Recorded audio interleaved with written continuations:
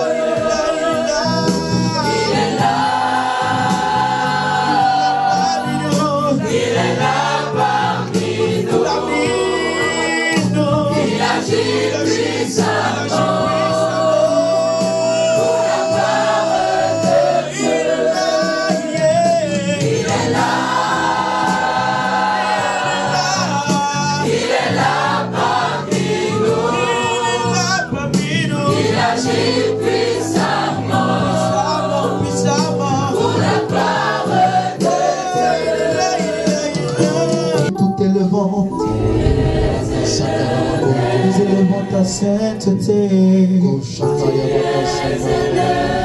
Esprit de gloire, Esprit de vérité,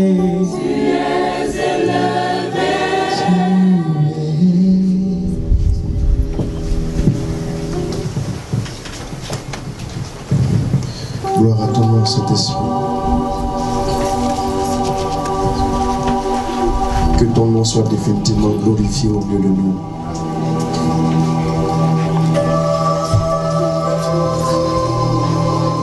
Nous voulons te confier cette assemblée, cet esprit.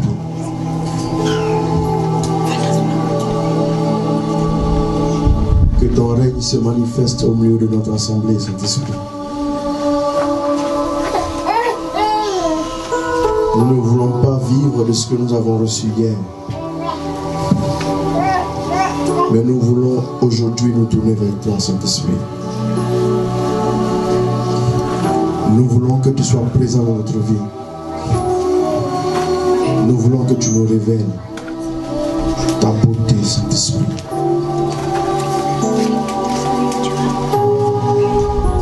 Nous voulons que nos vies soient le lieu où repose ta gloire, Saint-Esprit.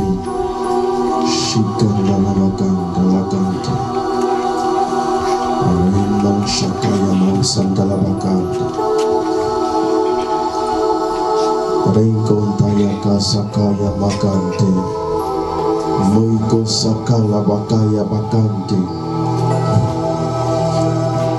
Rindalaka Sakala Bala Bala Bala Ganda Rabakan Shirikinda Rindalakante Lekenta Lakanto Yoko Soko Yoko Makante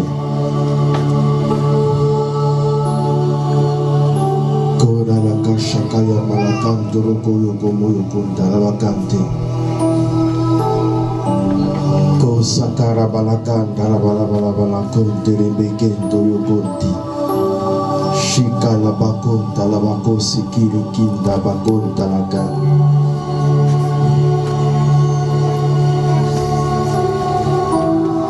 Bienvenue au milieu de nous, cet esprit. Nous voulons te dire que nous t'aimons et nous voulons t'accueillir de tout notre cœur. Nous voulons t'accueillir de toute notre vie, Saint-Esprit.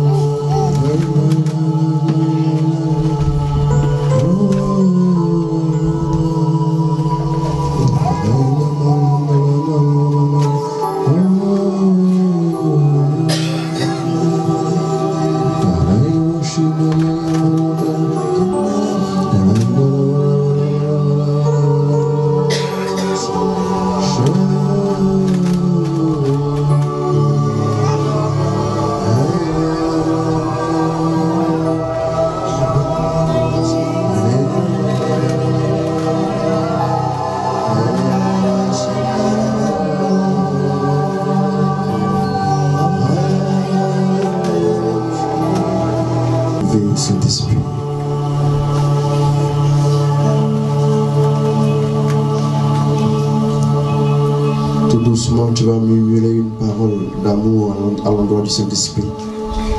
Il est d'abord dit que tu aimeras Dieu de tout ton cœur avant d'aimer ton prochain. Tu vas d'abord faire la première déclaration d'amour à ton Dieu dans la personne du Saint-Esprit. Tu vas tout doucement le dire. Tu vas parler au Saint-Esprit avec tout ton cœur. Tu peux murmurer tout doucement. Tu es autorisé à le faire. Parle au Saint-Esprit. Parle au Saint-Esprit. Parle au Saint-Esprit. Je veux sentir ta présence. Je veux sentir ta présence. Je veux sentir ta présence. Saint-Esprit. Saint-Esprit, tu es l'Esprit de Dieu. Saint-Esprit. Merci Saint-Esprit. Saint-Esprit.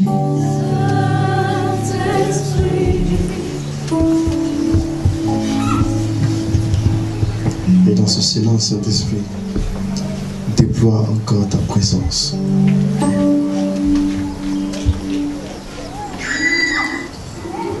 Déploie ta présence, Saint-Esprit.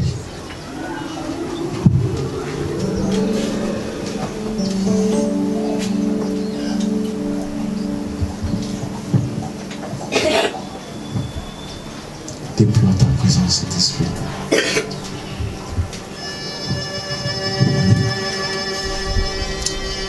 Beaucoup sentent dans leur cœur une profonde joie, comme si on leur avait annoncé une bonne nouvelle.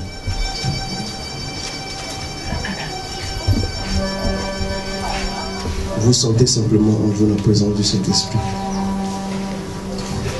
Quand le Saint-Esprit est présent, chaque jour est une bonne nouvelle.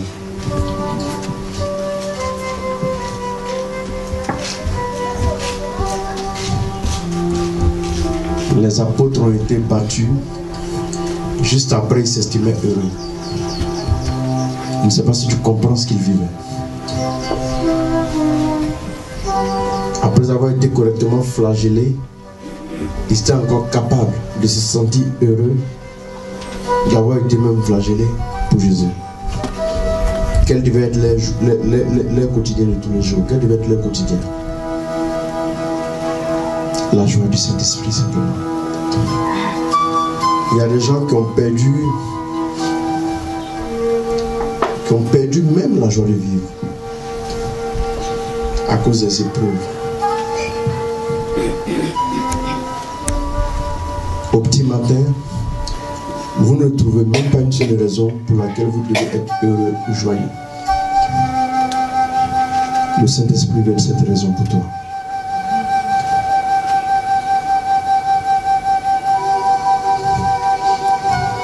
Si on te disait, mon frère, ma soeur, as-tu de la place chez toi? Parce que ce soir à 20h, Jésus viendra comme il est venu il y a 2000 ans pour rester avec toi tous les jours de ta vie. Je ne sais pas si, même si tu n'avais pas assez de place, tu allais trouver la place. Parce que tu allais seulement penser au fait que chaque fois que tu ne comprendrais pas quelque chose, tu allais lui poser la question. Chaque fois que tu avais un problème, il allait le résoudre sur place. Et rien que penser à ça allait te procurer la joie. Pour que vienne qui? Le Saint-Esprit.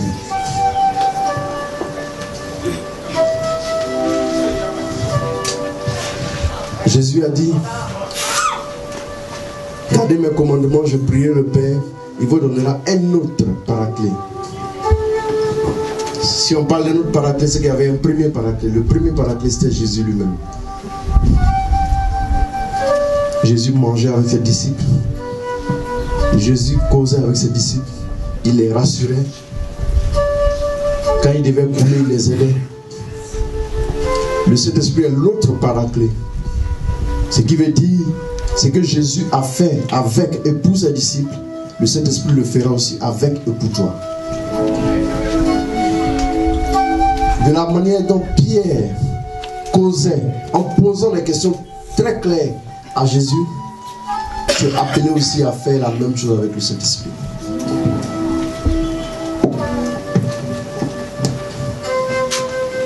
C'est la grâce que Dieu te fait aujourd'hui, qu'il te bénisse. Au nom de Jésus. Et tu vas t'asseoir tout simplement.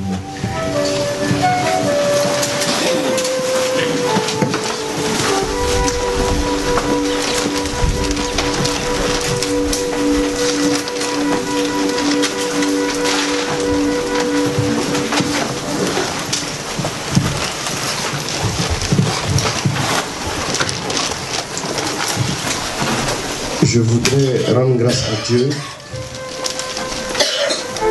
lui dire merci pour ce jour, pour ce thème de ce jour. Mais je voudrais que nous puissions prendre le défi. Amen. Vous allez... Amen. À la fin, ceux qui veulent volontairement donner un coup de main, que nous avons pris un engagement avec lui. Je ne demande pas de faire un effort particulier. Il faut qu'on dise à Dieu qu'on a pris un engagement. Chacun de vous ici, devant moi comme derrière moi, chacun de vous a un engagement.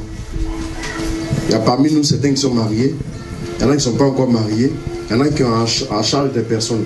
Quand vous prenez votre engagement, vous le prenez en toute responsabilité. Et là, je voudrais que vous m'écoutez bien. Si vous le prenez, cet engagement, en toute responsabilité à l'endroit des êtres humains qui sont mortels, si vous n'êtes pas capable de prendre un engagement pour Dieu, allez-y vous revoir.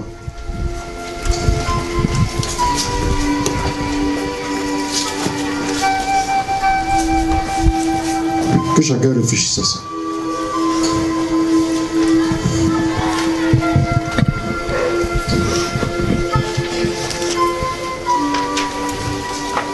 Nous allons prendre nos Bibles en Luc 1, versets 46 à 56. 46 à 56. Nous allons lire.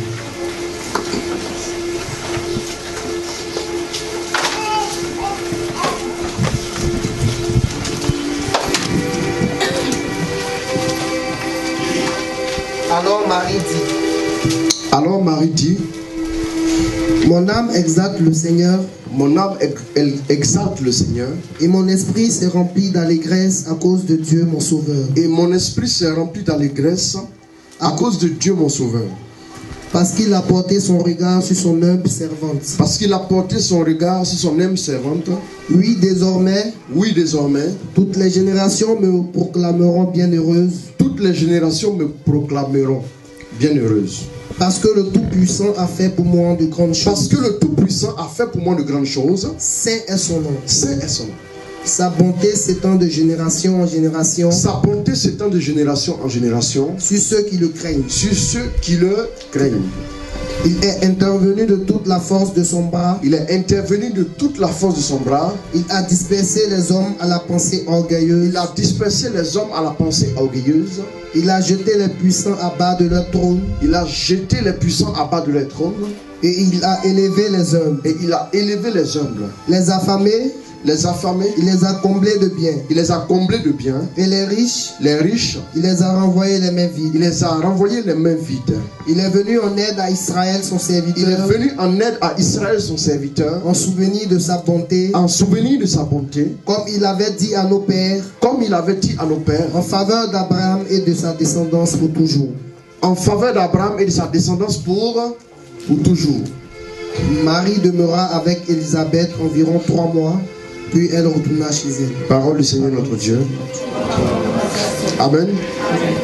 Nous parlons ce soir de le secret, comprendre le secret de la Vierge Marie. Amen. Comprendre le secret de la Vierge Marie.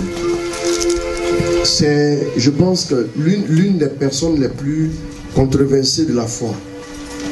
est l'une des personnes les plus critiquées en ce qui concerne la foi. Amen. Alors, il faudrait que nous puissions arriver, nous qui l'avons accepté, il faudrait que nous puissions arriver, d'abord, d'entrée de jeu, si elle est la mère de Jésus, nous ne sommes pas les grands frères de Jésus. On a coutume de dire que Jésus est notre frère aîné. Si Jésus est notre frère aîné, parce qu'il est fils de Dieu, nous sommes aussi fils adoptifs. Si Jésus est notre frère aîné, ça veut dire que nous sommes enfants de la Vierge. Et comme tel, il est écrit: honore ton père, ta mère, et tu vivras longtemps. Il est vraiment important d'honorer notre mère. Si nous n'arrivons pas à le faire toujours, ce qui voudrait dire qu'il y a un problème dans notre vie. Je comprends pourquoi. Bien aimé, je ne dirige pas ce que je dis vis-à-vis de quelqu'un, mais je comprends pourquoi nos frères d'à côté, quand ils prient, ils voient beaucoup les sorciers. Je comprends pourquoi maintenant. Quand je préparais ce thème très tôt ce matin, je réfléchissais. J'ai compris pourquoi. J'ai compris pourquoi quelqu'un est capable. On est capable de donner une révélation à quelqu'un. Ta maman est sorcière. Il ne faut plus lui adresser la parole. Il ne faut plus lui envoyer l'argent. Je comprends. Je comprends très bien. Parce que la mère de toute l'humanité, celle qui a fait ses preuves, celle qui a fait ses preuves de maternité, celle qui a fait ses preuves en tant que mère, avec un cœur, vraiment le cœur le plus maternel, si elle tu l'as condamnée, bientôt tu verras ta mère biologique là comme sorcière, c'est normal. Tu as compris? C'est tout à fait normal. Celle que tu vois tous les jours, souvent même commettre des erreurs, comment la traiteras-tu pas de sorcière? Je comprends. Si on a fini d'attaquer la première mère, les autres mères n'ont qu'à se préparer. Jésus n'a-t-il pas dit, si on traite ainsi le bois vert, le bois sec, ils vont le mettre au feu tranquillement? Est-ce que vous comprenez? Est-ce que vous comprenez? Il y a des personnes qui disent qu'elles ont été investies par Dieu, mais qui sont capables de voir des sorciers là où il ne faut pas. J'aime Dieu, j'aime tout ce qui a trait à la révélation, mais j'ai horreur qu'on stigmatise les choses de Dieu. De sorte à ce que tu n'entreras pas quelque part pour prier sans pour autant ressortir avec le nom de 2 sorciers dans ta famille. Est-ce que vous savez que quand les sorciers s'en vont à leur réunion, vous-même qui êtes chrétien, avez la flamme de Dieu sur vous, là, on ne parle pas de vous? Est-ce que vous savez ça? Pourtant, vous êtes la plus terrible menace qu'un sorcier puisse se rencontrer. Mais à leur réunion, là, on ne parle pas de vous. Parce qu'il n'y a pas plus grande distraction de Satan que de détourner les hommes du but qui a été préparé pour eux. Le mot péché est originaire d'une expression grecque qui veut dire se tromper de quoi? Cible. C'est ça le péché. Tu vises comme ça, après tu tombes de cible. Le but que tu dois atteindre là, tu as fini par le laisser te concentrer sur autre chose. C'est ça le vrai péché. Le péché n'est pas d'abord la désobéissance est surtout la conséquence du fait que tu t'es trompé de cible. Quand au lieu de te concentrer sur Dieu, tu finis par te concentrer indirectement sur l'ennemi, tu fais une focalisation sur lui, en fin de compte, tu finis par ne pas faire ce que Dieu attend que tu fasses. Tu passes ton temps à trouver les sorciers chez les autres. Comment vas-tu avoir le temps d'écouter ce que Dieu veut pour ta destinée? Alors faites attention. Je suis allé dans une maison. Dans une maison où tout le monde est évangélique. Et la personne qui m'a appelé là-bas est une personne évangélique. Parce que les gens étaient à couteau tiré. Parce qu'un homme de Dieu a dit qu'il y avait tel sorcier, tel sorcier, tel sorcier. Donc, dans le salon, chacun avait sa place. Les uns sorciers au côté, le sorcier là, le sorcier là, le sorcier là. Je suis arrivé dans la maison, on m'a demandé de prier avec eux. J'ai d'abord partagé la parole de Dieu, sans passer un seul moment à... Même dans ma prédication, je n'ai pas fait mention de ce qu'ils vivaient. J'ai parlé de Dieu. Quand j'ai fini, je leur ai dit que asseyez-vous vous tous. Si vous n'êtes pas capable d'être des chrétiens responsables, vous êtes des chrétiens de basse-cour, des chrétiens de poulailler, alors c'est pas la peine. Je les ai regardés, je leur ai dit, si vous êtes encore au stade de chercher qui est sorcier et se méfier de lui, c'est que justement, vous n'avez justement pas du tout compris quoi que ce soit. Et en ce qui me concerne, vous m'avez attendu, vous m'avez acclamé même quand je venais, parce que pour vous, j'allais résoudre le problème de la sorcellerie dans votre famille. Eh bien, vous avez vu que je n'ai pas fait cas de ça. Parce que ne comptez pas sur moi pour ces gens de job. Dieu ne m'a pas appelé à ça. Et si vous continuez comme ça, bientôt, vous allez compter les dégâts, les dommages. Parce qu'il n'y a pas de terrain plus fertile pour la sorcellerie qu'un terrain où les gens sont divisés. Si on vous parle de sorcellerie, commencez à vivre unis. Commencez à pratiquer l'unité. Commencez à vivre sérieusement comme les enfants de Dieu. Le problème est résolu. C'est devenu un fonds de commerce pour certaines personnes. Il faut prêcher, il faut détecter les sorciers. Si tu ne trouves pas un sorcier, tu n'auras pas d'offrande. Parce que quand tu auras un sorcier, quand tu vas dire que le sorcier va bouffer quelqu'un d'ici la fin de l'année, c'est alors que les gens se référeront à toi de jour comme de nuit. Et puis, tu pourras tranquillement leur dire, alors qu'ils ont de sérieux problèmes, qu'ils doivent faire une offrande. Et en attendant qu'ils se réveillent de leur sommeil, tu auras obtenu quelque chose. Bien aimé, si c'est ça la vie chrétienne, je préfère retourner à une vie séculière pour faire quelque chose. C'est pas la peine. Ne nous comportons pas comme des irresponsables. Jésus est assez grand. La Bible dit, la parole de Dieu ne passera jamais. Le ciel, pardon, et la terre passeront. La parole de Dieu ne passera jamais. Si Jésus a présenté aux disciples qu'il aimait cette femme-là comme devant vivre désormais chez lui, cette femme-là comme sa mère, la parole de Dieu ne passera jamais. Elle reste mère. Elle ne peut pas perdre cette grâce-là. Croyez-moi, je vous dis. Sinon, s'il y a une partie de la parole de Dieu qui n'est plus vraie, alors déchirez le reste. Voilà pourquoi la Bible dit, si tu as transgressé un seul commandement, tu es fautif contre tous les autres commandements de A à Z. C'est comme ça que ça marche. Si vous n'avez rien compris, ouvrez vos cœurs, demandez à Dieu de vous aider. Si on vous a ébranlé sur la question de la Vierge Marie, un jour, je rends gloire à Dieu, ouvrez bien vos cœurs et puis ouvrez bien les oreilles. Vous allez prêter attention, vous allez écouter. Normalement, vous devez être désintoxiqué. C'est un poison. Allez-y faire des recherches. Je vous défie d'aller faire des recherches sur comment est né le protestantisme.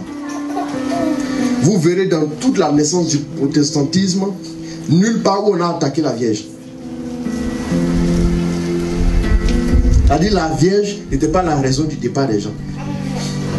Non, non, la vérité. Qu'on soit assez sérieux, qu'on se dit la vérité. La Vierge n'était pas parmi les revendications. Mais pourquoi aujourd'hui elle est rentrée dedans?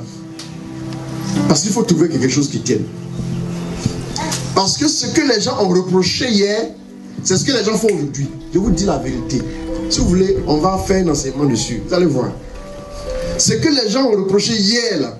Non, pourquoi on fait ça? Non, on s'en va. C'est ce qu'il faut pire aujourd'hui. Donc finalement, c'était juste. Mais, moi, quand je regarde, ça me fait pitié. Si tu dis que tu veux aller créer ton église là, c'est pas grave, va créer. Mais n'attaque pas les gens. Faut pas attaquer. Faut pas faire de ton église, il ne faut pas donner des sous-bassements très faux à ton église. Je le dis, j'assume. J'ai écouté un homme de Dieu, un bishop évangélique, en train de prêcher sur l'onction. Il a dit que il y a plusieurs genres d'onction. Il y a l'onction pour prêcher, il y a l'onction pour enseigner, il y a l'onction pour chanter, il y a l'onction pour le miracle, il y a l'onction pour fonder une église qui va durer dans le temps. Cette onction pour durer dans le temps là, l'église catholique a ça. C'est lui qui a dit ça. Hein? Il a plus de 1000 églises, ce gars-là. Il a plus de 1000 églises. Il est implanté dans une centaine de pays. C'est lui qui dit ça.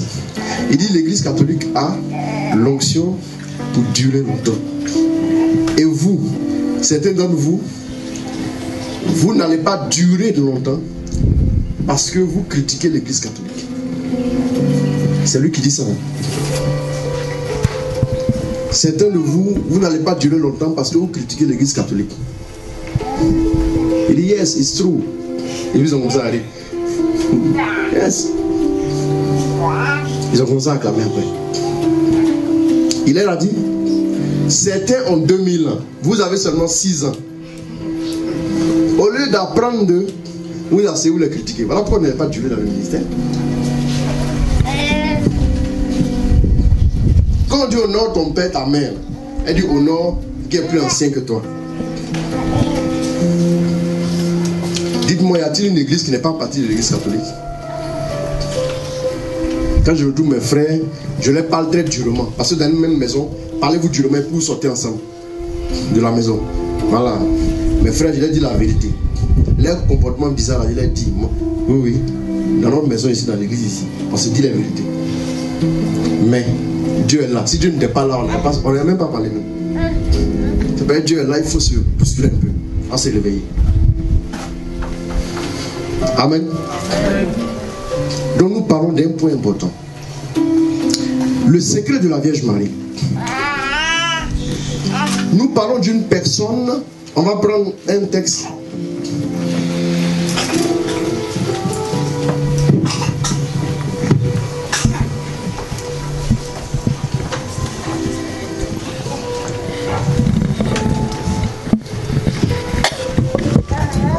Tu me prends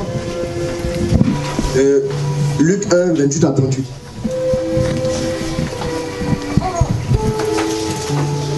Sois joyeuse, toi qui as la faveur de Dieu.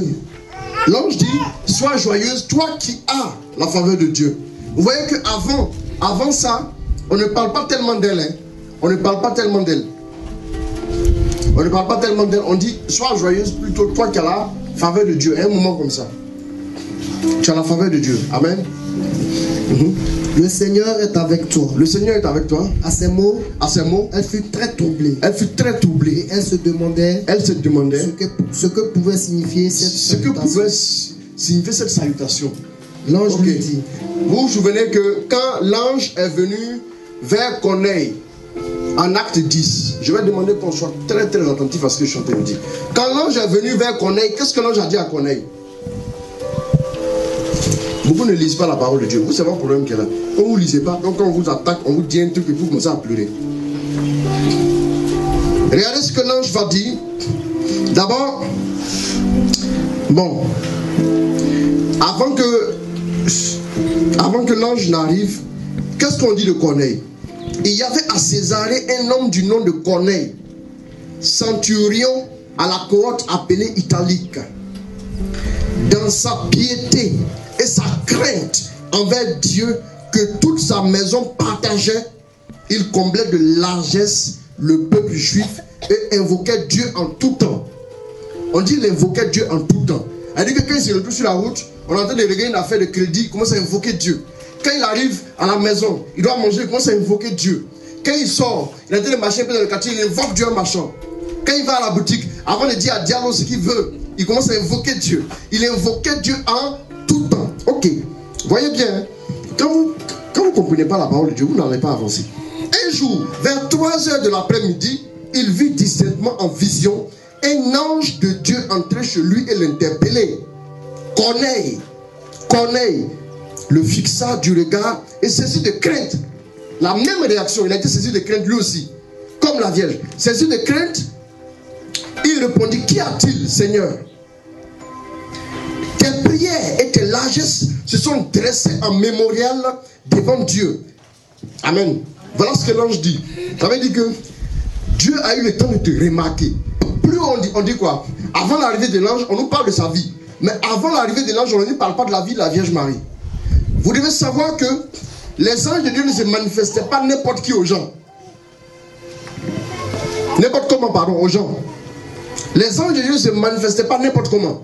Quand l'ange de Dieu doit aller quelque part, c'est ciblé. Là, on nous parle d'un ange quelconque. On ne dit pas l'identité de l'ange. C'est que son identité ici n'est pas importante.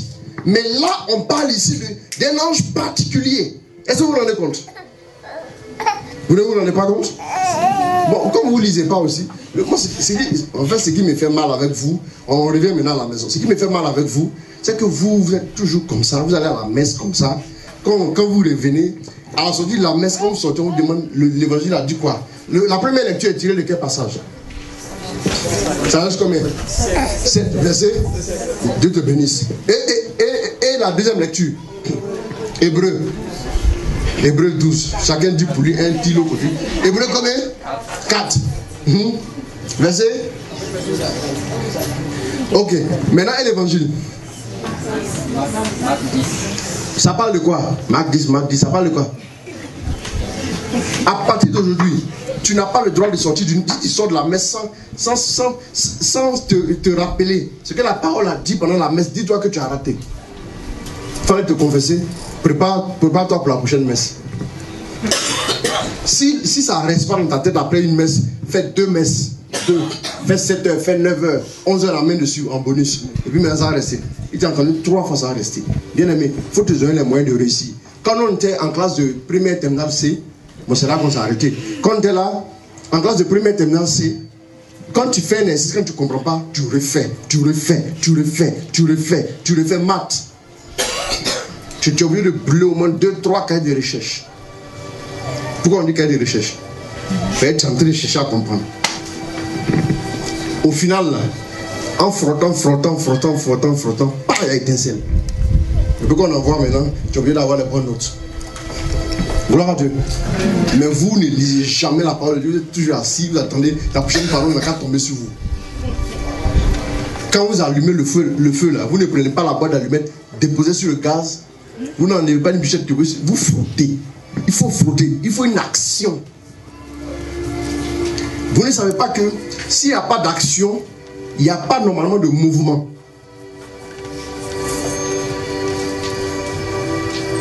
L'enfant doit manger pour grandir. Si tu ne lis pas toujours la parole de Dieu, tu tends à te refroidir. Ce que tu avais retenu, tu l'oublies. Il faut que le Saint-Esprit active la flamme en toi. C'est quel ange est venu parler à Marie? Est-ce que lui, il est venu parler à Marie, toi tu entends? Oui. C'est quel ange? En termes de dignité, Gabriel est plus élevé qu'un ange normal. C'est-à-dire qu'il a plus d'anges à sa suite. Donc lui, on peut dire que si vous voulez, on peut aller comme un archevêque. On peut dire ça comme ça pour bien comprendre. Ok? C'est bon, non? Ça va? Donc, en fonction de la nouvelle, de l'importance de la nouvelle, on envoie quelqu'un.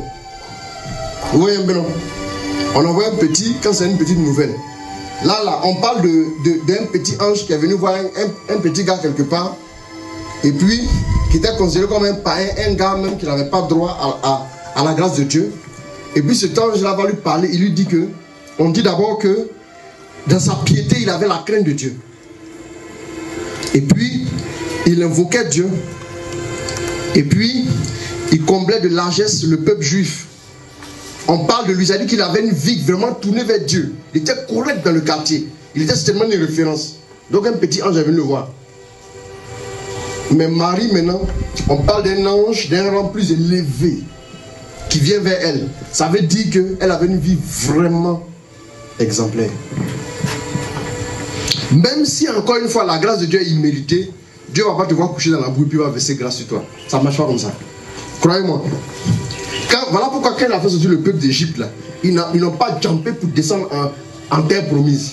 Le peuple a dû passer par le désert pour purifier en lui les... C'est-à-dire que pour donner un certain caractère, un certain style de vie au peuple avant de le faire goûter au miel et au lait. Sinon, s'il a mangé vite, les mamies de viande manger en Égypte, là, elles restent dans la tête. Si tu n'as pas enlevé ça, ils ne pourront pas prendre le miel. Là. Donc, ce qui veut dire que Marie avait une certaine vie qui était tournée vers Dieu, certainement même depuis le bas âge. Gloire à Dieu. Elle avait une vie qui était sérieusement tournée vers Dieu. Elle avait une vie exemplaire et consacrée même à Dieu. Bien aimé, qu'on se dise la vérité. Dieu ne tire pas en brousse comme ça. Vous voyez, combien d'années avant même qu'elle ne naisse, on parlait déjà d'elle. La jeune fille. Là, on ne dit pas une jeune fille dans le vent qu'on va rencontrer en allant. Si on voit une jeune fille, on la met dans la voiture comme ça, les gens n'ont pas peur de nous comme étant des braqueurs. Mais on dit la jeune fille. La jeune fille veut dire que précisément elle a été localisée depuis longtemps. Elle a été préparée. Elle a été préparée depuis devant accomplir ce projet. Sinon, si c'est une jeune fille quelconque, qu'est-ce qui prouve qu'elle pourra te dire oui facilement? Qu'est-ce qui prouve? Il ne faut pas prendre des risques. On n'attrape pas une fille au 22e ici là. Et puis on prend rapidement compteur. On dit ou 1500 hôtel communal. Et puis on rentre pour se marier. Si tu as fait ça, même si tu te laisser là, il peut pas rentrer à la maison. Vous êtes d'accord avec moi? Voilà, ça veut dire qu'il faut préparer la chose. Oui. On se rencontre aujourd'hui, on se marie demain. À Dieu soit la gloire. Amen. Donc, elle reçoit l'ange et l'ange lui dit, tu as trouvé où il faut relire le passage. L'ange lui dit, sois sans crainte Marie, sois sans crainte, car tu as trouvé grâce auprès de Dieu. Tu as trouvé grâce auprès de Dieu. Donc ici, on dit à Corneille que, on ne dit pas à Corneille qu'il a trouvé grâce, hein, mais on dit à Corneille que lui, ses prières sont parvenues en présence de Dieu. Mais elle, on lui dit, c'est elle-même qui a trouvé grâce. C'est encore plus grand, c'est encore plus important. Amen.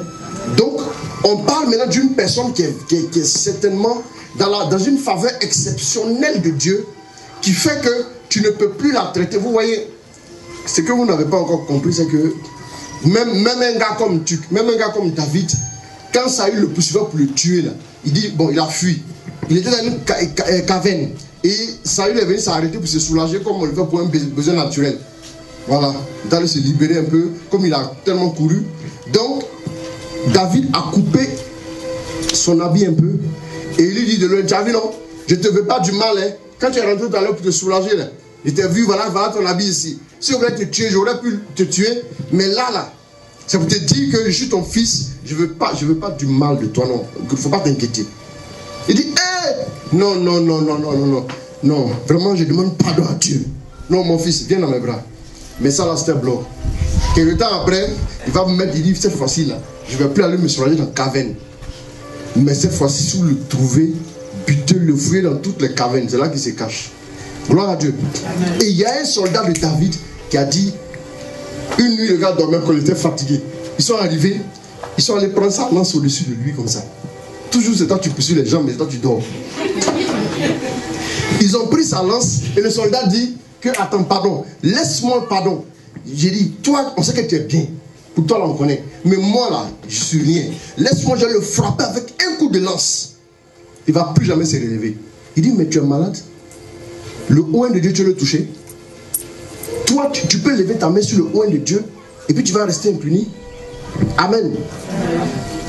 David voulait dire simplement que celui qui a trouvé grâce auprès de Dieu, là, toi, tu peux te lever contre lui et puis tu ne vas pas te punir.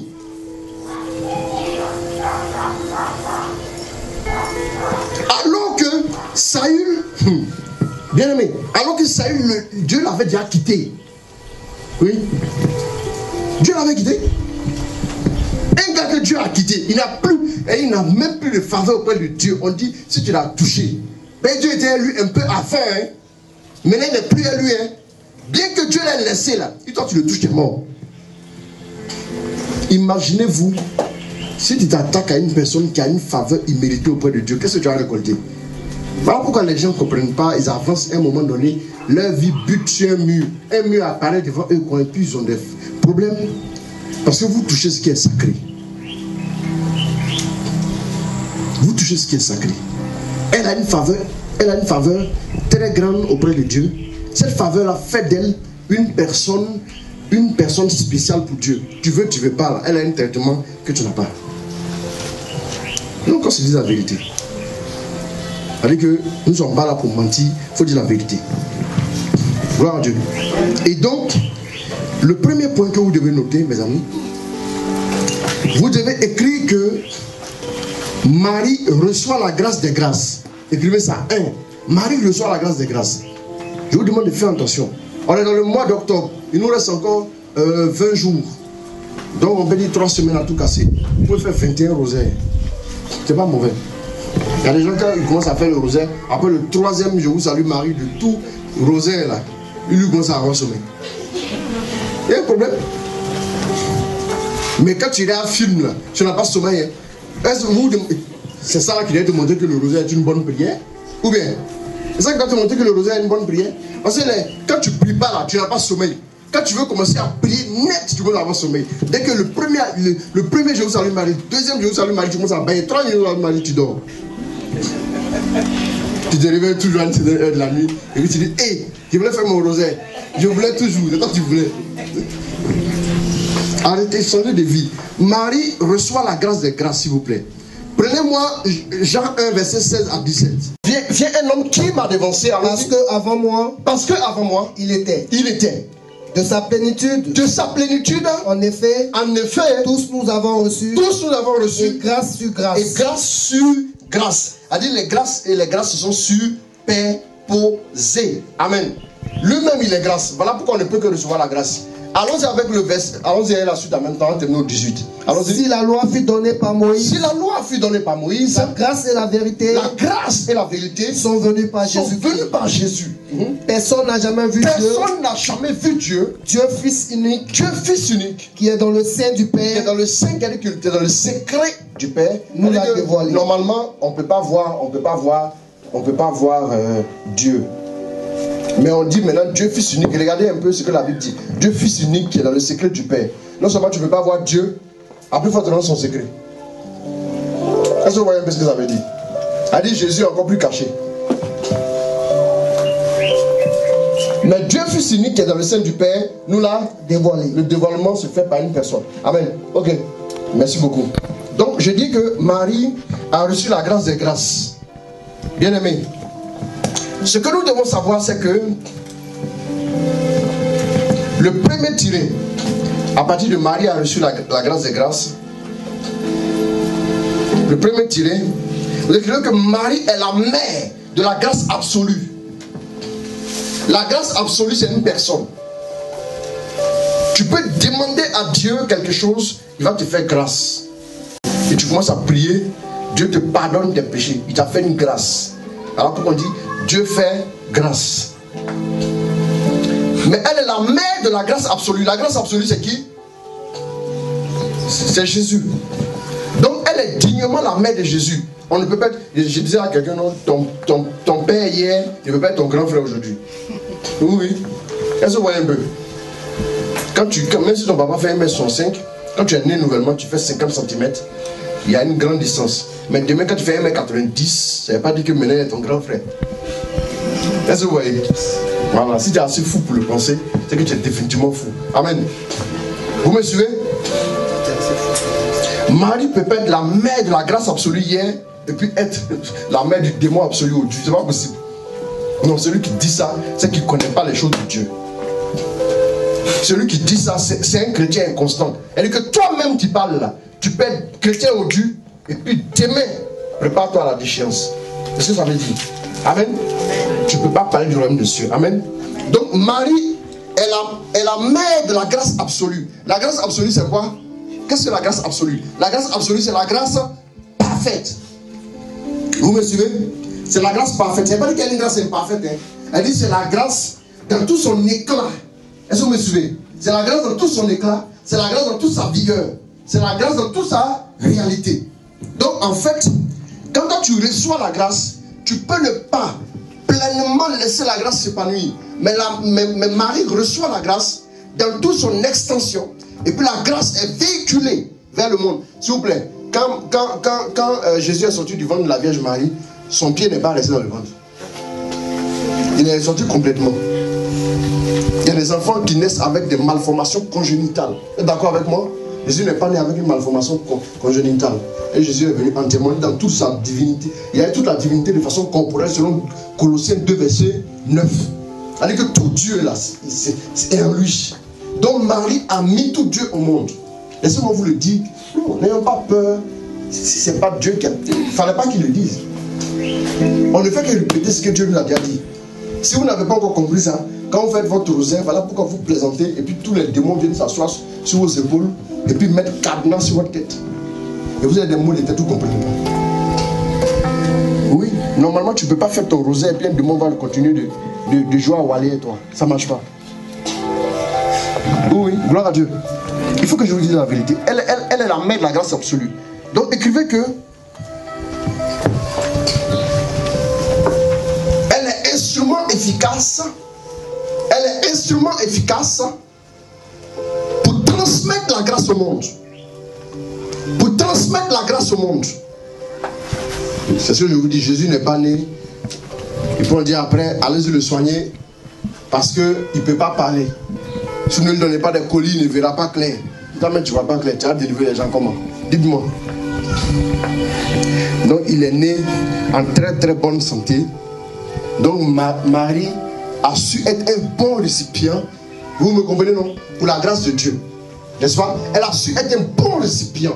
Il était un mauvais récipient. Quand on met quelque chose dans sa coule. Et puis, si on donne 2 litres, quand tu as de redonner aux gens, tu n'as pas donné 2 litres. Tu as donné 1 litre poussière. Parce que tu es un mauvais récipient. Gloire à Dieu. Mais Marie est un bon récipient de la grâce. Elle véhicule très bien, à la perfection, la grâce de Dieu au monde. Amen. Dis Amen 2 fois. Amen. Et la porteuse de Dieu. Bien-aimé. Il y a une quantité de nourriture que tu peux mettre dans ton ventre. Mais au-delà de cette quantité de nourriture, si tu veux forcer, tout va ressortir un coup. Vous êtes d'accord avec moi, non? Voilà. Je ne sais pas combien de bébés une femme peut porter en même temps dans son ventre. Ce n'est pas une question de quantité de bébés. Mais c'est une question de la qualité de ce que tu portes. Amen. Est-ce que vous me comprenez?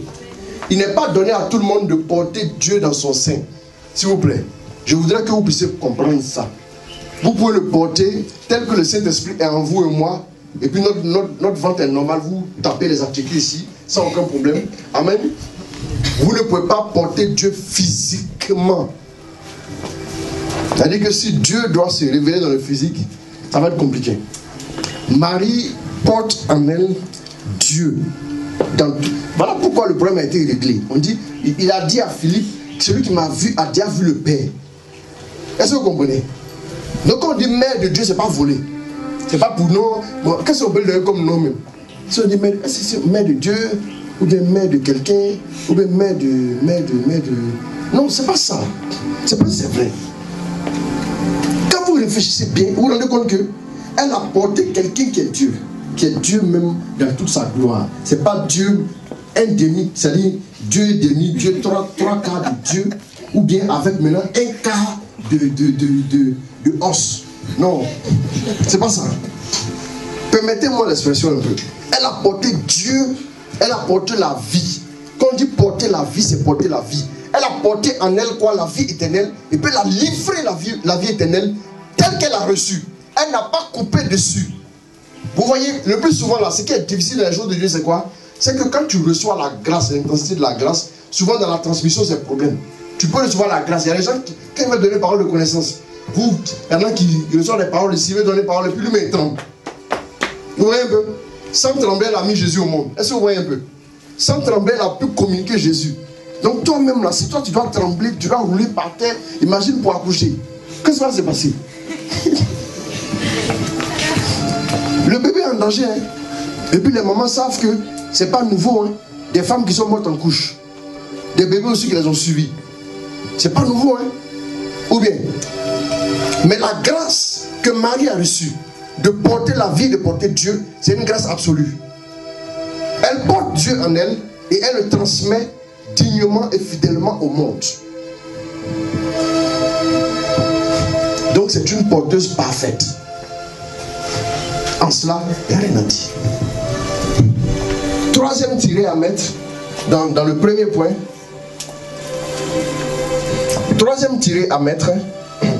Vous écrivez que Marie est porteuse d'onction fraîche. Marie est porteuse d'onction fraîche. Bon, ça je le dis et je l'assume. Écoutez-moi bien. Je vais vous faire une démonstration qui montre que Marie était une femme charismatique. Vous me suivez? Vous avez suivi ma démonstration? Donc les femmes là, c'est pas la peine de rester en arrière quand on parle des choses charismatiques. Quand on dit de venir prêcher ici, vous tremblez, on dirait feuille. Oui. Vous avez peur de prendre le micro, vous tremblez. Hein?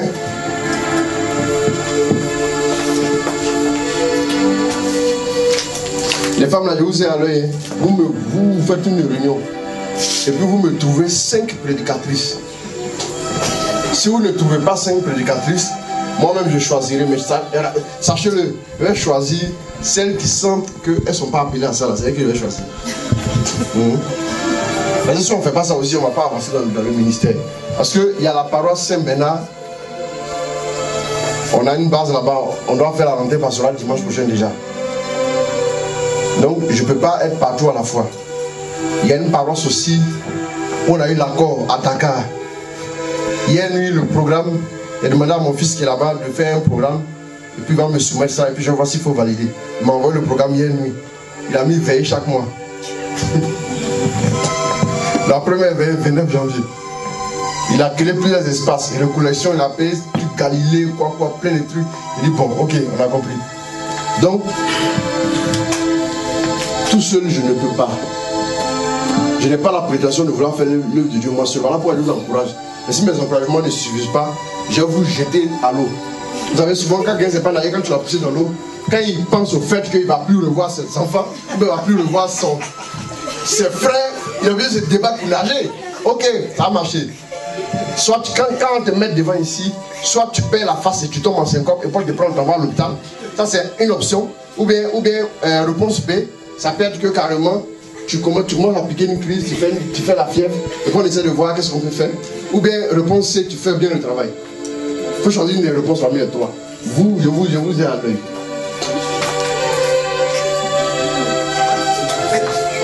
Avec Stéphanie, Dibi, Kansé, avec qui encore? Vous allez prendre le micro ici, vous allez préparer les enseignements, vous allez venir faire. Parce que dimanche passé, j'ai voulu laisser le message à quelqu'un d'autre. Mais quand j'ai regardé, non, moi, mais j'ai fait. Voilà. Donc, nous tous aussi, on prie la nuit. Donc, préparez vos messages. Hein. Je vais vous donner vos thèmes après. Dimanche prochain, vous allez prêcher. Ce sera l'apothéose. Le 25 là. Le 25. De toute façon, je vois les gens là. Ils vont dire, eux, ils savent voter. Ils vont aller voter. Oh oui. Ce qui me fait mal, c'est ça. Oui, oui. Quand les voix, ils sont chauds. Ils vont aller voter. Allez-y voter. Les gars, on ne va pas vous priver. Allez. Allez-y. Mais 18 là, c'est vous. Quel est à l'honneur. Maintenant, la prochaine fête des mères, c'est dimanche, on a fête des mères. Voilà, allez-y, faites à manger à la maison et puis venez ici à 16h. Ce sont les femmes qui ont prêché, ce sont les femmes qui ont fait MC, ce sont les femmes qui vont lire, ce sont les femmes. Nous, les hommes, on va s'asseoir au fond là-bas et on va acclamer Dieu. Si ça marche, c'est bon. Si ça ne marche pas aussi, on aura retenu la fête des mères comme une belle fête, c'est fini. Voilà, c'est comme ça. Mais tous les jours, c'est moi qui prêche ici. Et je ne suis pas le seul que Dieu a vu. Donc, vous aussi, comme la Vierge Marie, vous avez reçu une grâce de Dieu. Voilà. Donc, préparez-vous. Chacune n'a qu'à commencer à prier en langue, n'a qu'à préparer son message. Bien. Donc, je vais faire la démonstration que Marie était charismatique. Qui veut la démonstration? Moi, je ne ferai pas la démonstration, puisque je n'ai pas nombreux. Les autres n'ont pas levé la main. Les autres n'ont pas levé la main, non? Toi-même, il faut te préparer aussi. Oh. Chanter là, moi-même, je peux aller me mettre là-bas et chanter. C'est trop facile. Oui, elle c'est compliqué. Donnez-moi un chant, on peut le prendre, on chante, et puis ça va, c'est fini. Ou bien. Oh. Si ça pouvait faire une répétition, il n'y a rien de plus facile que ça. Ah. Bien, donc, Marie est porteuse d'onction fraîche. Et Jesus. Bon, écrivez ça seulement. Au prochain point, il fait la démonstration. Il a fait. Il n'y a pas de problème. Écrivez Marie est porteuse d'onction fraîche. Que Dieu bénisse. Amen. Le grand 2, c'est dans ça qu'elle fait la démonstration par rapport à l'onction fraîche. Le grand 2, Marie, on a dit Marie reçoit la grâce des grâces, non? Le grand 2 maintenant, c'est là où les choses sérieuses vont commencer. Marie transmet la grâce. Écrivez Marie transmet la grâce. Marie transmet la grâce. Vous voyez, dans les choses spirituelles, elle a vraiment compris. Les choses spirituelles, il y a le recevoir, il y a le donner. Le donner et le recevoir. Quand tu reçois, il faut donner. Et Marie a su le faire. On voit que Élisabeth reçoit, elle reçoit la Vierge Marie, n'est-ce pas? On va prendre Luc 1, allons-y. Je vais demander votre attention. Luc 1, verset.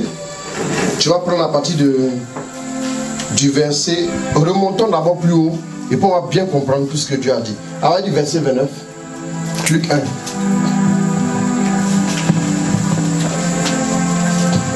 À ces mots, elle fut très troublée. Elle fut très troublée. Et elle se demandait ce que pouvait signifier cette salutation. L'ange lui dit, oui. Sois sans crainte Marie, car tu as trouvé grâce auprès de Dieu. Oui. Voici que tu vas être enceinte. Voici que tu vas être enceinte. Tu enfanteras un fils. Tu enfanteras un fils. Et tu lui donneras le nom de Jésus. Et tu lui donneras le nom de Jésus. Il sera grand. Il sera grand. Et sera appelé fils du Très-Haut. Appelé fils du Très-Haut. Le Seigneur Dieu lui donnera le trône de David son père. Le Seigneur Dieu lui donnera le trône de David son père. Il régnera pour toujours sur la famille de Jacob. Il régnera pour toujours. Écoutez bien. Il régnera pour toujours sur la famille de Jacob. Et son règne n'aura pas de fin. Et son règne n'aura pas de fin. Quand Marie entend ça forcément, elle doit se dire, mais dis donc. Allons-y. Marie dit à l'ange. Marie dit à l'ange. Comment cela se fera-t-il? Comment cela se fera-t-il? Puisque je n'ai pas de relation conjugale. Ça veut simplement dire que. Chasteté là. J'ai vu ça il y a longtemps. Oui, qu'est-ce que ça veut dire? Allons-y. L'ange lui répondit. L'ange lui répondit. L'Esprit Saint viendra sur toi. L'Esprit Saint, je vous demande d'être vigilant. L'Esprit Saint viendra sur toi. Et la puissance. Tous les charismatiques ont ça en commun. Il n'y a pas un charismatique qui ne va pas te dire l'Esprit Saint n'est pas venu sur lui. La première caractéristique, c'est ça. Marie donne la grâce parce qu'elle a effectivement reçu. Vous allez voir qu'elle donne. Ce n'est pas à nous seulement qu'elle donne aujourd'hui la grâce. C'est depuis longtemps. La première victime de la Vierge Marie, c'était Élisabeth. Vous allez voir maintenant la rencontre. Comment est-ce que il dit, regardez, il y a quelqu'un qui dit, un jour Jean dit que je ne le connaissais pas, mais celui qui m'a envoyé baptiser m'a dit, celui-ci que tu verras reposer l'esprit comme une colombe, c'est lui. Comment, à quel moment il a dit? Dites-moi à quel moment il a dit. Ah, la grande interrogation est là. En fait, la révélation s'est faite là. Lisez bien les Écritures, vous allez commencer à évoluer. Écoutez bien. Marie donc, elle reçoit le Saint-Esprit sur elle. Allons-y, il faut bien lire. L'Esprit Saint viendra sur toi. L'Esprit Saint viendra sur toi. Et la puissance du Très-Haut. Et la puissance, regardez bien. Les charismatiques parlent de quoi? Puissance. Ils parlent de puissance. Donc si tu aimes la Vierge Marie, on doit attendre ta puissance d'esprit pour nous donner puissance. Moi je ne comprends pas les gens. Moi je ne vous comprends pas. Saint-Esprit le plus puissant, ce n'est pas le nouveau charismatique. Là, laissez-moi vous dire. Dites-moi, avant ce passage-là, et moi pour moi, c'est le passage le plus charismatique de la Bible. Regardez, avant cet épisode-là, dites-moi un lieu où on parle de façon claire de l'esprit et de sa puissance. Montrez-moi. La première personne charismatique qui a existé, c'est la Vierge. Allons-y, continue seulement. On lui dit l'Esprit Saint va venir sur toi. C'est la première personne qui allait faire de façon exceptionnelle l'expérience de la puissance de cet esprit. Cet esprit répand ton onction. Elle a vécu ça déjà. Oui. Allons-y. Et la puissance du Très-Haut te couvrira de son ombre. Et la puissance du Très-Haut te couvrira. Te couvrir D'abord, le troisième point, on va voir après Marie, le rôle de Marie dans le combat spirituel. Là. Vous allez voir que elle a une couverture spirituelle. Elle a une couverture. Vous promenez sans couverture dans le quartier. Allons-y. C'est pourquoi celui qui va naître sera saint et sera appelé fils de Dieu. Et sera saint, sera appelé fils de Dieu. Et voici. Attendez. Comment le Saint-Esprit descend sur automatiquement celui qu'elle met au monde là? Le péché originel ne peut pas tomber sur lui. C'est-à-dire, quelle est l'expérience qu'elle a faite? C'est une expérience extraordinaire qui est au-delà de toutes les expériences qu'on connaît. Quelle que soit ta relation avec le Saint-Esprit, quand tu mets ton enfant au monde, péché originel en lui. Oui, allons-y. Et voici que Élisabeth. Voilà maintenant la révélation. Donc Marie reçoit parole de connaissance. Ah, c'est pas charismatique? Et il y a quelqu'un qui est assis là-bas. Tu es enceinte. Ça, c'est pas parole de connaissance. Vous voyez que c'est moi qui a commencé. Voilà, c'est qui a commencé. Oui, c'est lui. Regardez. Allons-y. Et voici que Élisabeth, ta parente, il lui donne parole de connaissance. Voici qu'Élisabeth, ta parente, est-elle aussi enceinte d'un fils. Elle aussi enceinte d'un fils. Dans sa vieillesse. Dans sa vieillesse. Et elle en est à son 6e mois. Et elle en est à son 6e mois. Elle qu'on appelait la stérile. C'est-à-dire que non seulement parole de connaissance de la vieille, là, c'est pas parole de connaissance façon les uns d'autres. Et il y a beaucoup de gens qui sont dans l'assemblée là-bas, ils sentent que ils sont fatigués. Donc, le Saint-Esprit les visite. Oui. Si tu te sens fatigué, viens. Mon ami, après une semaine aussi chargée, qui peut pas se sentir fatigué là? L'ange, la parole de connaissance qu'elle reçoit est tellement claire et précise. C'est-à-dire que d'abord, on lui dit le nom de la personne qui est enceinte. Le nom de la personne qui est enceinte. Tu donnes parole de connaissance, tu dis le nom de la personne qui est enceinte. Et puis tu dis elle a combien de mois exactement. Quand les gens vont entendre, ça veut dire que lui, il a fait fétiche. Et parce que c'est le Saint-Esprit qui est descendu sur elle. Donc Marie a reçu parole de connaissance.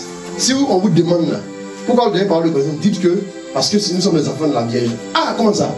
Allez-y voir, la Vierge a reçu parole de connaissance. Ou bien c'est bon? Donc, l'ange a pu dire ce qu'elle n'est pas censée savoir. Il y a des choses que tu es censé ne pas savoir que Dieu te dit aussi. C'est un phénomène normal. Quand le Saint-Esprit est là, le charisme, ce n'est pas réservé à une catégorie. C'est pour tout le monde. Pour tout le monde. Soyez simples entre les mains de Dieu. Vous allez voir. Dieu, c'est comme les conneries que les gens racontent au Dieu là. Moi j'ai mal au cœur quand je vois certaines choses. Il dit, regardez bien s'il vous plaît. C'est-à-dire que j'ai compris une chose. Hein. La Vierge Marie devient une grande femme capable d'enseigner profondément la parole de Dieu aux gens. Donc quand tu fais le rosaire, tu vas comprendre la parole de Dieu. Si vraiment tu fais un vrai rosaire, pas dire que vos rosaires vous faites. Oui, Marie, faut diminuer le gaz. Le Seigneur est avec vous, bénissant toutes les femmes. Toi là, essaie de te laver depuis tes 20 minutes. Tu me cherches, tu cherches ma bouche, non? Tu cherches ma bouche. Qu'elle finit mon rosaire avant de se voir. Toi, tu as donné un rendez-vous aussi blessant à quelqu'un. Comment la Vierge Marie a... Sinon, pourquoi? Bien aimé, regardez les disciples. Quand Tabitha, ton cas est morte, le comportement des disciples, regardez comment ils sont comportés. Ils ne sont pas allés la jeter à la morgue, ils ont vous appelé, fait cotisation. Quand elle est morte, ils ont trouvé dans la chambre où ils ont fait venir Pierre. Quand Pierre arrive chez Corneille, Pierre fait quoi? Pierre est capable d'expliquer le projet de Dieu aux gens. Il est décrit, puis il explique. Bien aimé, l'expérience que Pierre a faite à la Pentecôte là, la Vierge Marie a fait au moins la même expérience, sinon plus. Avant que Pierre ne... Pierre même là, il n'a même pas encore eu le temps de déconner, de régner Jésus. La Vierge avait déjà reçu quoi? L'onction sur sa vie. Donc elle est plus ancienne dans la foi que qui? Que Pierre. Il dit, allez-y bien lire les Écritures, vous allez comprendre. Elle est plus ancienne. Donc c'est tellement que quand elle était dans la chambre haute là-bas, c'est elle qui lui a dit à Pierre, non Pierre, attends. C'est comme ça on fait. Il dit, elle avait même d'accord, ton fils. Et puis ça va. Si, c'est comme ça. Vous n'avez pas encore bien compris. Allez-y bien lire la parole de Dieu. Jésus n'est même pas encore né. Elle a reçu la parole de connaissance. Alors que Jésus aura 33 ans quand Pierre lui va commencer à déconner. C'est-à-dire qu'elle a 33 ans d'ancienneté en Dieu.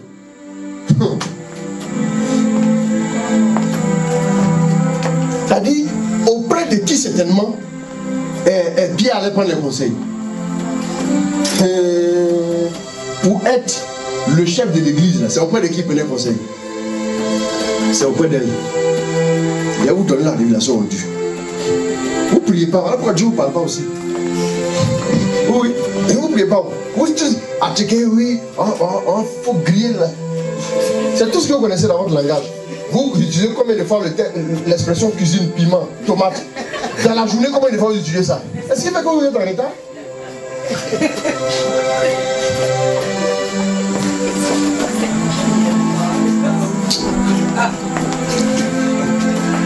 Faut continuer la lecture, hein, aussi. Marie, non. car rien n'est impossible à Dieu. Voilà un premier enseignement. Voilà un premier enseignement que l'esprit. Voilà un premier enseignement que l'ange va donner à qui? Vous savez, c'est l'enseignement qui est en train de passer. Si vous prêtez attention, ça va changer quelque chose dans votre vie définitivement. Quand j'ai préparé ce thème, il y a des détails que Dieu m'a dit, il a me donné sur place ici. Et c'est ce qu'il est en train de faire. J'ai dit, le premier enseignement, l'un des plus grands enseignements, regardez, s'il vous plaît, si vous êtes vigilants, hein, je vous demande toute votre attention. En Matthieu 19, vers le verset 29, c'est là que pour la première fois, Pierre va dire à Jésus, écoute, nous on a tout laissé, on t'a suivi. Mais si lui là, tu l'as rejeté, mais qu'est-ce qui se passera pour nous? Nous on a tout laissé, on t'a suivi. C'est là que Jésus va dire à Pierre, ce qui est impossible aux hommes est quoi? Possible à Dieu. Marie avait cette leçon-là depuis avant la naissance de Jésus. Ce qui veut dire qu'elle aurait pu voir, Pierre aurait pu voir la Vierge elle dit non, Pierre, il ne faut pas paniquer. Ce qui est impossible ce qui est impossible aux hommes est possible à Dieu. Parce que l'ange lui avait déjà expliqué ça.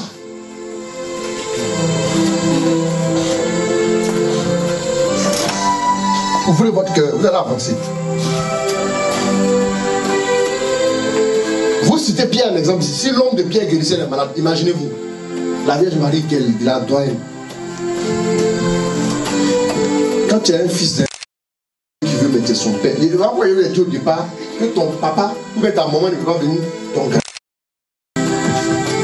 C'est tellement que Pierre reconnaissait ça, mais c'est vous qui ne le reconnaissez pas. C'est pas grave. Mais Pierre lui sait. Allons-y. Car rien n'est impossible à Dieu. Allons-y. Marie dit alors, je suis la servante du Seigneur. Je suis la servante du Seigneur. Que tout se passe pour moi comme tu me l'as dit. C'est la première personne à avoir dit oui à qui? À Jésus pendant qu'il n'était même pas encore de son ventre. C'est la première personne à avoir dit oui à Dieu. Qui a dit oui? Qui a dit oui à Jésus la première fois? C'est elle. Pierre était où? Pierre était quelque part. Quand Pierre va dire oui, moi je te donne ma vie. Elle avait déjà donné sa vie. Donc tous les apôtres là, tous ces enfants.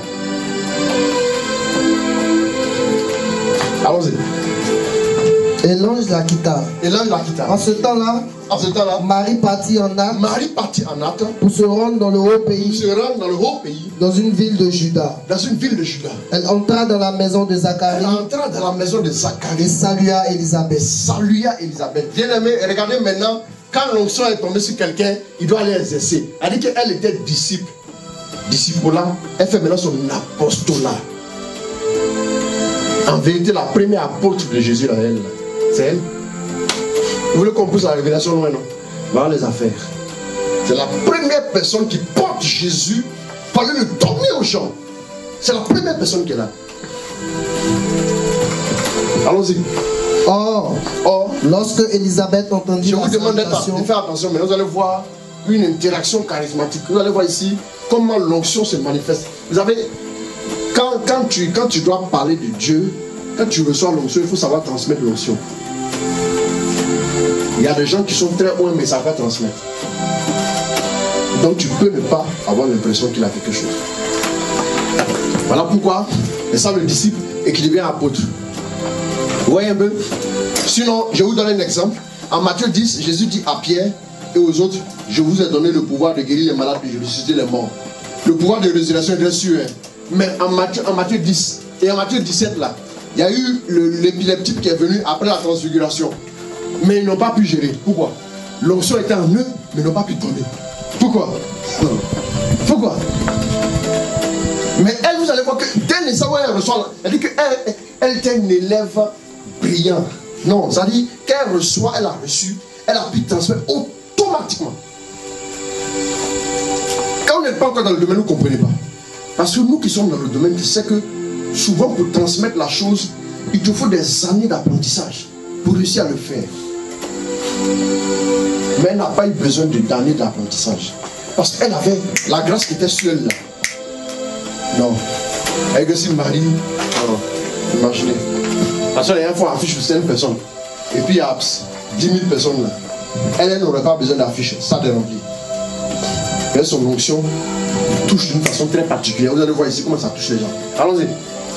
Lorsque Élisabeth entendit la salutation, bien aimé la salutation là, c'est Jésus là, il dit shalom. Shalom, c'est quoi? Un simple bonjour, la paix, tout. Mais regardez maintenant, une simple salutation, elle n'a pas dit recevez, simplement salut. Allons-y. L'enfant bon. Il y a de grandes choses ici. Ça là, c'est un moment trop profond. Si tu prêtes attention à ça, peut-être que la grâce va tomber un peu sur toi aussi. Moi, c'est ça, il lit. La première fois que j'ai lu, Dieu a ouvert mon esprit sur Luc 1,35. Dieu t'a dit qu'elle a ouvert mon esprit sur Luc 1,35. L'esprit viendra sur toi. La personne très haute te prononce son nom. J'ai commencé à pleurer pendant près d'une journée.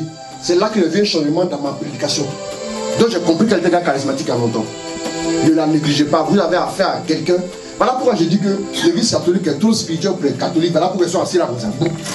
Et puis regarde. Allons-y. Lorsque ta salutation a retenti à mes oreilles, voici que l'enfant a bondi. Écoutez bien.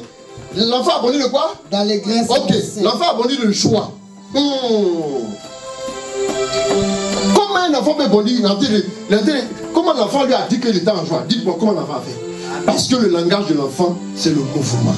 Et puis quand tu comprends le langage, tu peux interpréter ce qu'il vit. Donc l'enfant voulait dire, la rencontre que tu viens de faire là, moi-même dans le ventre ici là, moi-même je suis sûr que c'est la meilleure rencontre que tu puisses faire dans ta vie. Si toi tu rencontres Marie là, c'est la meilleure rencontre qui puisse arriver. Donc c'est quel conseil donner à ces enfants que nous sommes? Si tu as un vrai combat spirituel, commission parisienne des rosaires, non? Les rosaires, c'est combien? Envoyez des rosaires. Envoyez les rosaires ici devant. Ils vont voir. Il y a des gens, ici ils sortent d'ici là. S'ils sortent d'ici, ils ont perdu l'occasion d'envoyer un rosaire. Ici là, envoyez les rosaires ici. Oui.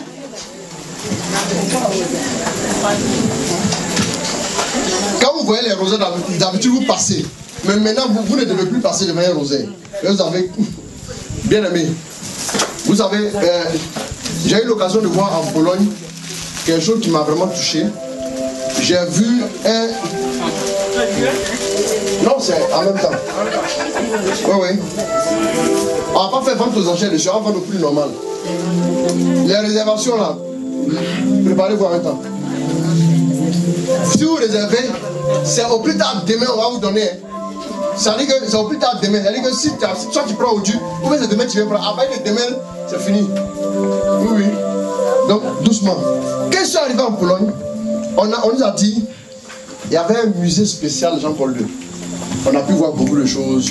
Même l'arme qu'on a utilisée pour tirer sur le 81. Il y a la dame qui nous expliquait l'affaire, elle est en même temps polonaise, elle parlait le français avec un accent polonais. Et puis elle a dit un truc. Elle dit que quand Karol Wojtyła, comment ça s'appelle non, c'est pas Wojtyła, là c'est Wa. Wa, c'est comme ça en polonais on dit. Wojtyła. Donc Wa, on a un double à la fin. Ah, maintenant elle dit que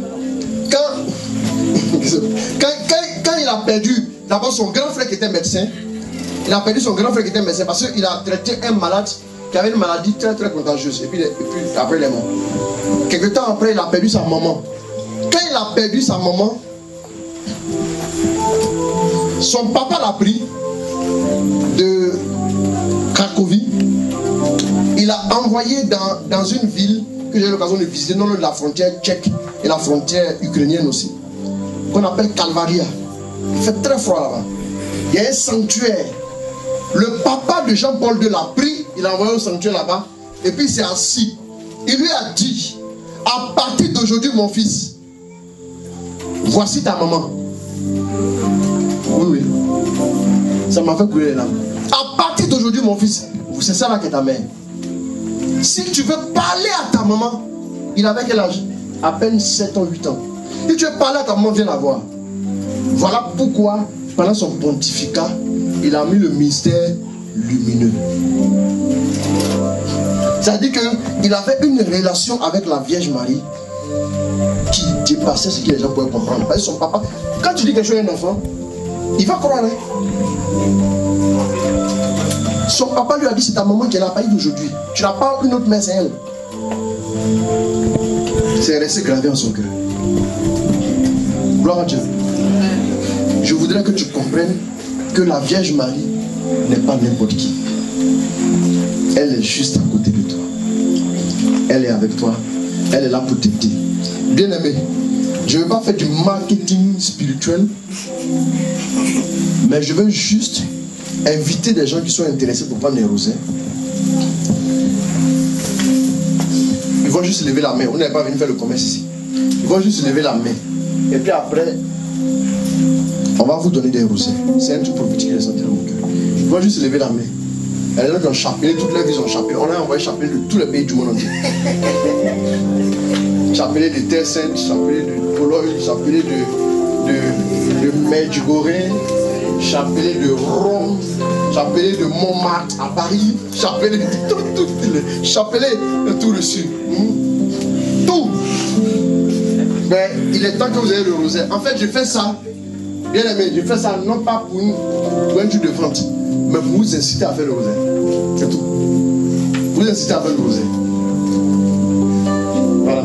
Ceux qui veulent le rosaire, ils n'ont qu'à lever les mains. Vous allez passer. Dieu, déjà. Donc ça va finir. Maintenant, c'est combien? 2000, 2500. Ouais, 2000, ouais, 2500, ouais, 3000 là. Donc, ce qui est bien, c'est que vous ne connaissez pas le prix, vous avez ça. Toi, depuis quand tu vas au rosaire, tu chantes, non? Multitâche. C'est que. Amen. On a le comportement des gens vraiment qui ne veulent pas aller loin parce que un jour quelqu'un m'a dit un truc et puis j'ai ri, mais ça ne s'applique pas seulement à ce qu'il avait dit, doucement, doucement, mais ça s'applique à tous les Africains. La personne citait les Congolais, et puis la personne dit que le Congolais c'est comme quelqu'un qui est assis, qui a faim, et puis qui est assis sur une cantine d'argent et d'or. Parce que les sous-sols est tellement riche que les gens sont assis dans la pitié, dans la pauvreté, alors qu'ils ont un sous-sol riche. Mais ça ne concerne pas seulement les Congolais. Amen. RDC. Ça concerne tous les Africains. Amen. Amen. Je dirais que les chrétiens catholiques sont assis dans la peur, dans l'angoisse, dans l'inquiétude, alors qu'ils ont une grosse richesse qu'est la Vierge Marie. La connexion avec elle, comme la... En fait, amen. La connexion avec elle, l'exemple de connexion avec Marie, c'est ce que Élisabeth a eu avec elle là. C'est l'exemple qu'elle a. La Bible ne nous parle pas de certaines choses, hein, mais la Bible nous parle de sa relation avec une personne particulière. Donc Élisabeth est l'exemple de quelqu'un qui avait tous les blocages dans sa vie qu'on appelait selon son handicap et son blocage. Donc quand Marie l'a visité, il y a eu un bouleversement dans sa vie. C'est là que son enfant a eu une véritable identité, un nom, une onction. Bien aimé, la relation de Marie avec Élisabeth révèle aujourd'hui, nous aussi qui devons dire, comment m'est-il donné à moi que la main de mon Seigneur vienne à moi? On devait honorer. Un chrétien normal, et les deux cas qu'il faut signifier, Jésus confie le disciple qu'il aime le plus à qui? À la Vierge Marie. On a le cas d'Élisabeth, on a le cas de Jean. Donc Élisabeth révèle quoi? Élisabeth révèle quelqu'un qui a des problèmes. Et puis Jean révèle qui? Quelqu'un vraiment qui a une relation profonde avec Dieu. Lui aussi doit prendre Marie chez lui. Il n'a pas dit j'ai Dieu, il n'a plus besoin d'elle. L'autre aussi elle a des problèmes, elle n'a pas dit j'ai des problèmes donc je me ferme à elle. Donc c'est les deux cas qui veulent dire que Marie à tous les coups de notre vie Si on est au stade d'Élisabeth, on a des blocages. Ou bien au stade de Jean, on est privilégié. On doit toujours avoir la Vierge avec nous. Si on veut parler, on ne va pas finir. Je m'arrête là. Tu es Jean ou bien tu es Élisabeth. Que tu sois l'un ou l'autre, il faut l'accueillir chez toi. Maintenant, si dans tout ce qu'elle dit là, toi tu n'es pas Jean, tu n'es pas Élisabeth, c'est qu'il faut qu'on se pose des questions sur ton compte.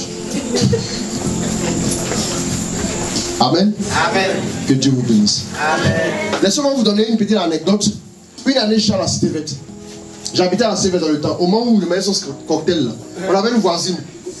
La voisine, là, quand elle commence à prier, nom de Jésus, elle crie. Le mur tremble. Mais en même temps, non, là, je ne comprenais pas. Je ne comprenais pas. Mais cette voisine-là, une grosse voix, quoi. Et puis, mais quand elle fait parole là-bas, une fois les gens sont allés l'attraper, elle a pris pour toi, elle va tuer son mari. Mais quand elle prend autorité, il dit, mais si depuis tu fais prier là, tu cries quoi, ça n'arrive pas à changer ton cœur. Il y a un problème. Quand elle prie là, quand chaque fois elle commence à prier, je lis tout esprit d'idolâtrie, tout esprit des catholiques dans le coin. Attendez, laissez-moi finir. Quand elle lit, nous on est à côté, sérieux, évangélique Dieu pur. Elle a fait sortir un album même une année là. J'ai vu à la télévision un peu, chante, oh, ça déroule un peu. Mais moi ça me faisait rire. Donc, je lis quoi, les catholiques. Un jour, moi j'avais l'habitude quand je suis à Yopougon, je prenais les bacs de Jesco, j'allais au sanctuaire. Je passe toute la journée, j'ai fait au moins 2 ou 3 rosaires. Et puis j'ai fait la messe. Et puis quand j'ai fini de faire la messe, je fais l'adoration du sacrement 1 heure, puis je rentre. Je suis allé ce jour-là. La messe était sur le point de commencer. Je suis allé avant j'ai fini mon rosaire. J'étais au pied de la Vierge. Je redescends. Je viens dans l'église vers 11h. Samedi vers 11h. C'est là qu'il y a la messe au sanctuaire. Pendant que je rentre dans l'église comme ça. Écoutez-moi bien. Je rencontre ma voisine évangélique plus dure, qui est toujours évangélique. Il y a une semaine, elle liait Esprit des catholiques. Je la rencontre, elle sort de l'église du sanctuaire. Elle s'en va, elle la salue. Mais la messe va commencer, elle est sortie. Elle est évangélique, elle ne fait pas de messe. Elle est sortie. Elle est partie au pied de la Vierge, elle est prier. Dites-moi. C'est quoi elle est venue prier là? Non, franchement, dites-moi.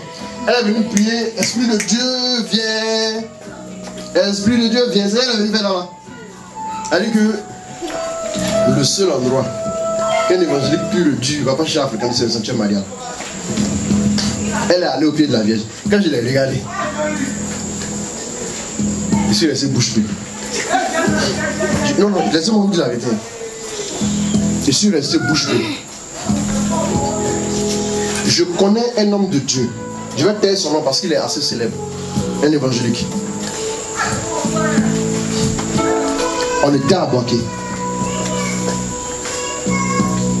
Il était allé prêcher une recollection. Il y avait le modérateur Marcel qui était là comme ça. Lui, il était à côté. C'est l'homme de Dieu qui l'a invité. Bien, elles se connaissent. C'est un des fils purs de Kakou Sévérin. Je vous dis et je l'assume. Il était juste à côté de l'homme de Dieu. Et puis après, quelqu'un a posé une question. Ah, merci beaucoup, l'homme de Dieu, pour votre enseignement. Mais souvent, quand tu veux commencer la prière, tu n'arrives pas à disposer. Qu'est-ce que tu fais? Il dit non, tu peux faire ton chapelet.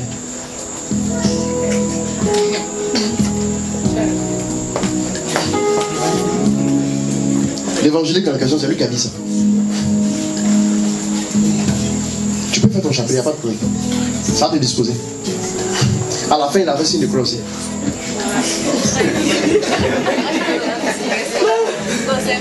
Je peux. Non. Lui-même, il ne cache pas ça. Il dit, je suis l'évangélique le plus catholique. L'évangélique le plus catholique. Il dit mon Israël est catholique, la personne ne peut briser ça. Il y a un autre. Son ami allait le voir à une église. Son ami rentre chez lui. Et puis, il allait faire son rosaire dans la chambre et puis il sort. Et puis, il s'est trompé, son ami a vu son rosaire. Il dit, mais c'est quoi ça? Il dit, puis il a mis sa poche. Il dit, non, laisse. Il dit, mais il y a quoi? Il dit, non. Lui, Il a l'habitude de faire son rosaire. Il dit, mais tu es sûr? Il dit oui. Il dit, mais alors que quand tu prêches, là, tu dis le contraire à tes fidèles. Il dit, non, mais si elle dit la vérité à mes fidèles, comment elle a dit?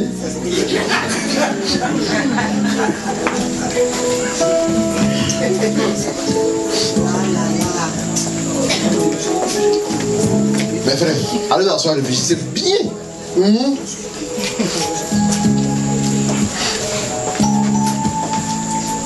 Allez dans la soirée, réfléchissez bien. Je suis allé prêcher une fois chez les évangéliques. Quand il finit de prêcher, il y avait un jeune prophète là. Il avait des affiches même, où il y a la photo dessus. Je m'a approché après, il dit, de lui donner quelques docs sur le Saint-Esprit. J'ai trop de docs là, je vais lui donner aussi. La seule chose qu'il ne savait pas quand ils m'ont invité, il ne savait pas que j'étais catholique. À la fin, j'ai dit, est-ce que le message qui est prêché vient de Dieu? Il dit, ah, on a été béni, oh, le Dieu. Moi, je suis catholique. Et bien, il dit, hey, je vous ai dit non. Il a regardé parler fort, il dit, je vous ai dit non. Il a dit qu'il y a des catholiques qui seront sauvés, non.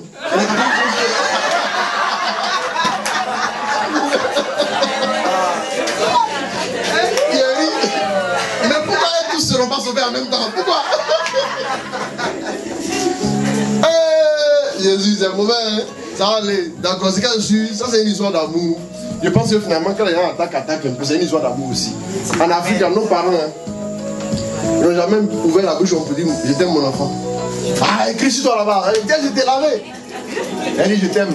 Je n'ai pas vu à longtemps. Prenez ça comme ça, c'est fini. La vieille, elle regarde, elle dit. Non, ne faites pas parler avec eux, laissez. C'est une histoire d'amour. C'est comme ça. Ça va aller. De toute façon, je pense qu'il y a une parole de Jésus qui s'applique aussi à la Vierge Marie. Jésus a dit, si ils m'ont traité, moi, le maître de Belzéboul, vous, ils vont traiter de Belzéboul. Donc, ça s'applique aussi à la Vierge. On la traite de tous les noms aussi. C'est pas grave. Mais nous, on l'aime. C'est pas grave. Et ta maman a une seule dent dans la bouche. Elle n'est pas moins ta maman. Mais notre maman là, elle n'a pas une dent dans la bouche, elle a la l'onction aussi sa vie. Donc nous on l'aime aussi, ça marche. Si tu finis de faire ton rosaire, il y a un de mes fils qui m'a appelé dernièrement. Le gars là il était animateur. Il dit mais moi je n'étais pas encore dans le. Il y a longtemps, hein, moi je n'étais pas encore confirmé. Et puis il me dit mais toi tu n'es pas encore confirmé, puis les gens viennent se confier à toi. Moi depuis 86, 87, je suis animateur, je ne reçois pas les gens. Quel est ton secret? Il dit non, il faut laisser. Un jour il m'appelle, il dit ici à Niamey. Je suis allé à l'hôpital, on me regarde, on me dit j'ai la canne. Et ça là c'est sorcellerie. Normal qu'à quoi habite à Gale. Il m'appelle que de l'aide.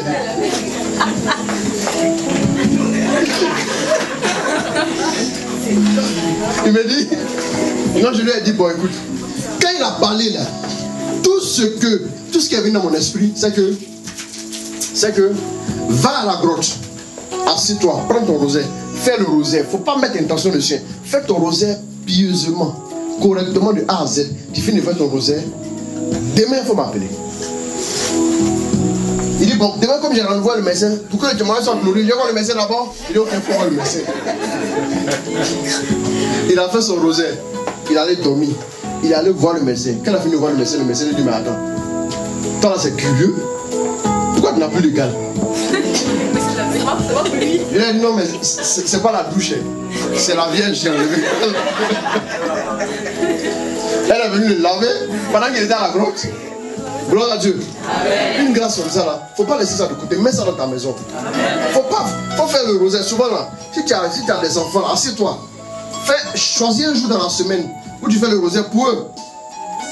Pour que leur cœur ne soit pas rebelle. La Bible dit que Élie allait venir par la personne de Jean-Baptiste. Il va ramener le cœur des pères vers les enfants. Il veut une réconciliation des familles. C'est comme ça, c'est important. Gloire à Dieu. Il faut baisser ta tête.